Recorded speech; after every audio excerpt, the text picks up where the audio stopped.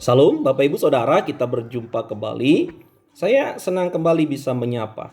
Bapak Ibu Saudara, pertanyaan yang sering kali ditanyakan oleh banyak orang adalah, kalau saya menjadi murid, menjadi pengikut, mengikuti Yesus, saya mendapatkan apa?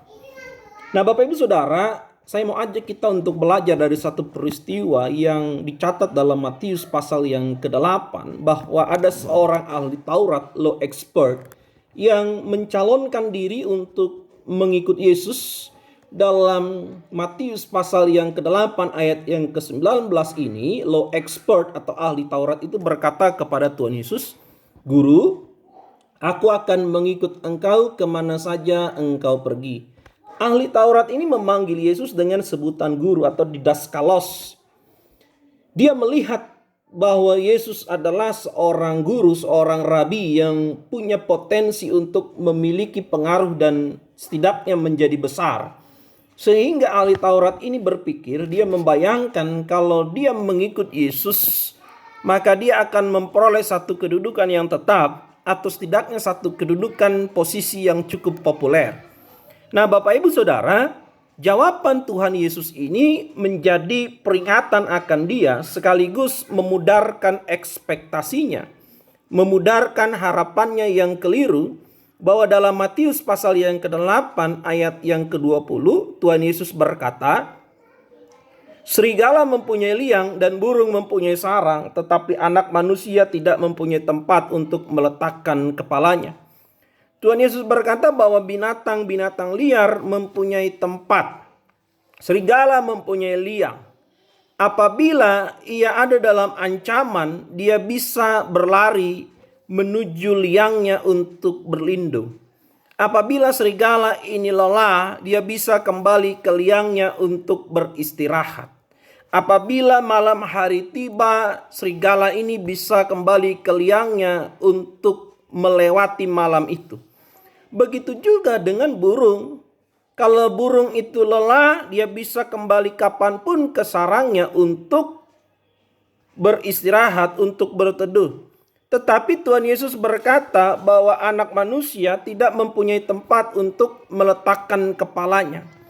Anda bisa membayangkan, apabila Tuhan Yesus telah berpergian seharian, dia telah pergi melayani, bahwa Tuhan Yesus tidak punya tempat untuk berteduh dan beristirahat. Bahwa kalau malam hari tiba, usai dia melayani, dia mau pergi ke mana? Kalaupun pada malam itu, hari itu dia menemukan tempat untuk beristirahat, malam esoknya atau esok harinya tidak ada jaminan apapun dia akan menemukan tempat.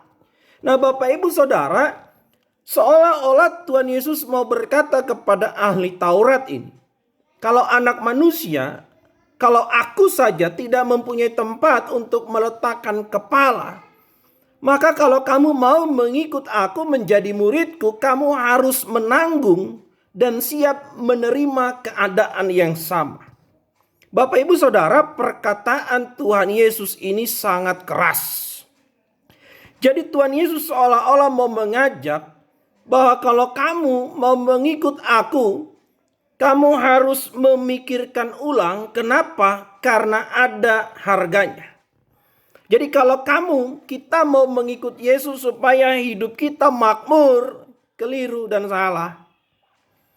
Kalau kita mau mengikut Yesus supaya hidup kita kaya, keliru dan salah. Kalau kita mau mengikut Yesus untuk memperoleh kedudukan jadi kepala, entah apalah itu jadi kepala, itu salah. Tuhan Yesus tidak pernah menjanjikan itu. Justru Bapak Ibu Saudara, kalau kita mau mengikut Yesus, maka kita harus hitung harganya. Siap nggak kita untuk menanggung dan menerima keadaan yang sama? Apa itu kehinaan dan penderitaan? Jadi Bapak Ibu Saudara, saya mau mengatakan bahwa kita tidak mungkin menjadi murid dan mengikut Yesus kalau kita tidak punya pemahaman yang sama dengan Tuhan Yesus. Bahwa pemahaman itu bukan janji kemakmuran, bukan janji kekayaan, bukan janji kedudukan. Tapi kalau kita mau mengikut Tuhan Yesus, maka yang harus kita hitung adalah ada harga yang harus kita bayar, yaitu kesiapan dalam kehinaan dan penderitaan. Dan Bapak Ibu Saudara, sekali lagi perkataan ini keras. Tuhan Yesus memberkati kita semua. Salam.